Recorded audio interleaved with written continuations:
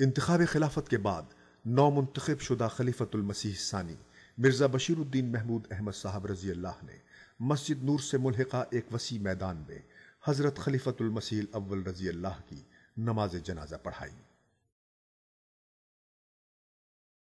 احمدیہ مسلم جماعت کے قیام کی اصل غرض اسلام کے پیغام کی اشاعت و تبلیغ ہے، اور اسی مقصد کے حصول کے لیے حضرت خلیفۃ المسیح ثانی رضی اللہ نے خلافت کا منصب سنبھالتے ہی فوری توجہ فرمائی۔ ہندوستان کے علاوہ دوسرے بیرونی ممالک میں جلد ہی احمدیہ مشن ہاؤسز کا قیام شروع ہو گیا۔ یورپ میں England, Switzerland, Holland, Spain, Denmark, Germany, Sweden, Norway, France, Italy, Bosnia اور البانیہ میں مشن ہاؤسز قائم کیے گئے۔ براعظم امریکہ میں ریاستہائے متحدہ امریکہ، ٹرینیڈاڈ اور گیانا میں احمدیہ مشن ہاؤس قائم کیے گئے۔ مغربی افریقہ میں Nigeria, Ghana, Sierra Leone, Liberia, Gambia, Zambia, Ivory Coast اور ٹوگو لینڈ میں مشن ہاؤسز قائم ہوئے۔ مشرقی افریقہ میں کینیا، یوگنڈا، تنزانیہ اور موریشس کے علاقوں میں مشن ہاؤسز قائم کیے گئے۔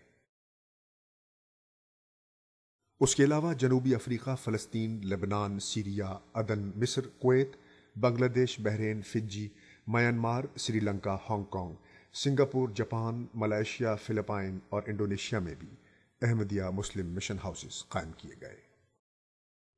Iran, Jordan, Ethiopia, Somalia, Congo, Sicily, Romania, Bulgaria, Yugoslavia, Albania, Hungary, Poland اور ارجنٹینا میں احمدی مبلغین بھجوائے گئے۔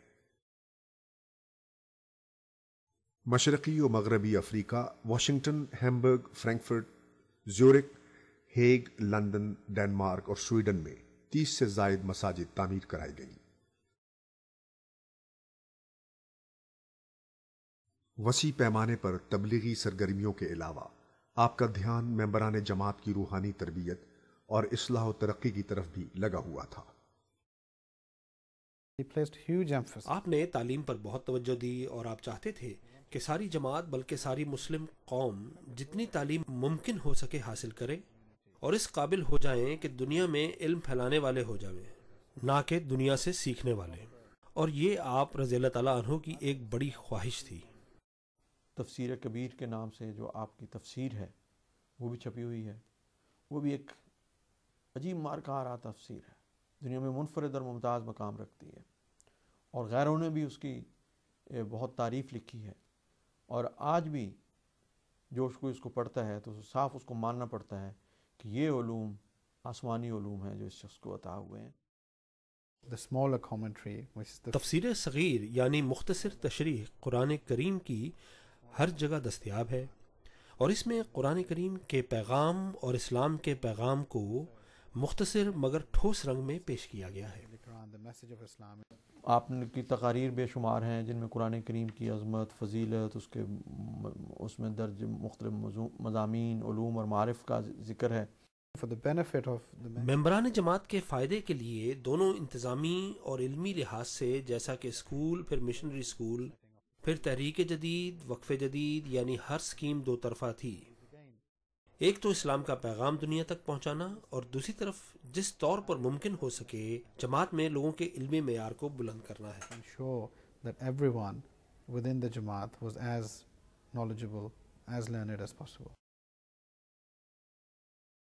سن 1919 میں آپ نے صدر انجمن احمدیہ کو مختلف شعبہ جات میں تقسیم کیا، جن میں دوسرے شعبوں کے علاوہ شعبہ تعلیم اور شعبہ مال بھی شامل ہیں۔ حضرت خلیفۃ المسیح ثانی رضی اللہ عنہ نے مختلف شہروں میں امیر اور صدر کے انتخاب کے سلسلے میں قوانین اور ضوابط مقرر فرمائے، اور مجالس عاملہ کا جو انتخاب ہوتا ہے اس کے بھی قوانین وضع کیے گئے۔ ان کے علاوہ حضور رضی اللہ عنہ نے مختلف انسپیکٹران مقرر کیے، اور ان کے ذریعہ یہ نظام جاری ہوا کہ وہ مجالس عاملہ اور جماعتوں کا کاموں کا جائزہ لیتے رہتے تھے، اور پھر جب جائزہ رپورٹ مرکز میں بھجوائی جاتی تو پھر اس کا جائزہ لے کر جو سکم نظر آتے، جو کمزوریاں نظر آتی تو ان کی اصلاح کی طرف فوری طور پر توجہ کی جاتی تھی۔ اب جب کہ جماعت کی تعداد میں اللہ کے فضل سے مسلسل اضافہ ہو رہا تھا تو حضور نے ممبران جماعت کو عمر کے اعتبار سے مختلف گروپس، اطفال، خدام، انصار، ناصرات اور لجنہ اماء اللہ یا تنظیموں میں منقسم کر دیا تاکہ ان کی معاشرتی ضروریات اور مذہبی ترقی کے سامان بآسانی مہیا کیے جا سکیں۔ مجلس خدام الاحمدیہ 1938 میں مجلس خدام الاحمدیہ کی بنیاد رکھی گئی اور یہ جماعت کے وہ مرد حضرات تھے جن کی عمریں 15 سال سے 40 سال کے درمیان تھیں، تاکہ ان کی روحانی اور دنیاوی ہر لحاظ سے تربیت ہو سکے اور پھر ممبران جماعت کی ریڑھ کی ہڈی کی حیثیت سے ہوں۔ مجلس اطفال الاحمدیہ کی بنیاد مجلس خدام الاحمدیہ کے 2 سال بعد یعنی 1940 میں رکھی گئی اور یہ 7 سال سے 15 سال تک کے بچوں کے لیے تھی، کیونکہ ان کی ضروریات اور تھیں اور ان کی تعلیم و تربیت کے لیے مختلف پہلوؤں پر زور دیا گیا۔ مجلس اطفال الاحمدیہ مجلس خدام الاحمدیہ کا ہی ایک حصہ ہے، لیکن دونوں کا علیحدہ تشخص بھی برقرار ہے۔ the education of younger members.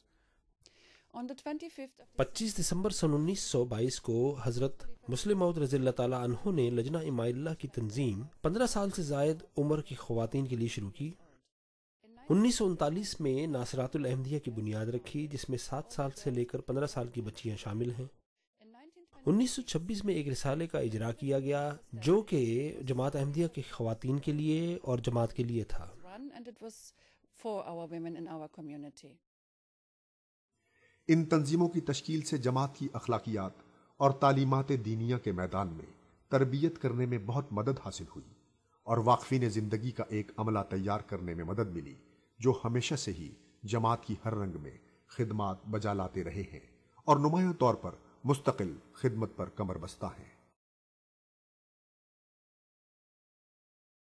13 March سن 1903 کو حضرت مسیح موعود علیہ السلام نے منارت المسیح کی بنیاد رکھی تھی، گو کہ اس کی تعمیر کا کام آپ کی زندگی میں تکمیل کو نہ پہنچ سکا۔ It was left to حضرت مسلم حضرت مسلم موعود رضی اللہ تعالیٰ عنہ کے خلافت کے بابرکت عہدے پر متمکن ہونے سے پھر دوبارہ تعمیر شروع کی گئی اور 1914 میں شروع ہونے والی یہ تعمیر 1916 میں مکمل ہوئی۔ یہ مینارہ ایک خوبصورت عمارت ہے جس کو سنگ مرمر سے بنایا گیا ہے۔ یہ سنگ مرمر راجستھان کے علاقے اجمیر شریف سے لایا گیا تھا۔ اس مینارے کی بلندی 105 فٹ ہے اور اس کی سیڑھی میں کل 92 زینے ہیں۔ It is made out of marble. اس طرح آن حضرت صلی اللہ علیہ وسلم کی پیشگوئی عملی رنگ میں بھی پوری ہوئی کہ مسیح موعود کا ظہور دمشق کے مشرق میں ایک سفید مینارے پر ہوگا۔ سن 1922 میں حضور نے جماعت میں ایک مشاورتی ادارے کی تشکیل کی جو مجلس مشاورت کے نام سے موسوم ہے۔ اس کمیٹی میں مختلف جماعتوں سے منتخب کردہ ممبران حضرات خلیفۃ المسیح کے حکم کے مطابق سال میں ایک مرتبہ اکٹھے ہو کر مختلف امور کے بارے میں باہم مشورے کرتے تھے۔ مجلس الشورى يعني هو مجلس شورا کے ممبران کے مشورے کے بعد وہ اپنی مفصل رائے اور رپورٹ حضرت امیر المومنین کی خدمت میں بھجواتے ہیں، پھر وہی فیصلہ فرماتے ہیں کہ آیا ان تجاویز پر عمل کیا جائے اور کب کیا جائے، یا اگر وہ چاہیں تو ان تجاویز کو مسترد کر سکتے ہیں، اور اس عمل کو قرآن کریم کی سورۃ الشورى سے مکمل تائید ہوتی ہے۔ وشاورهم في الأمر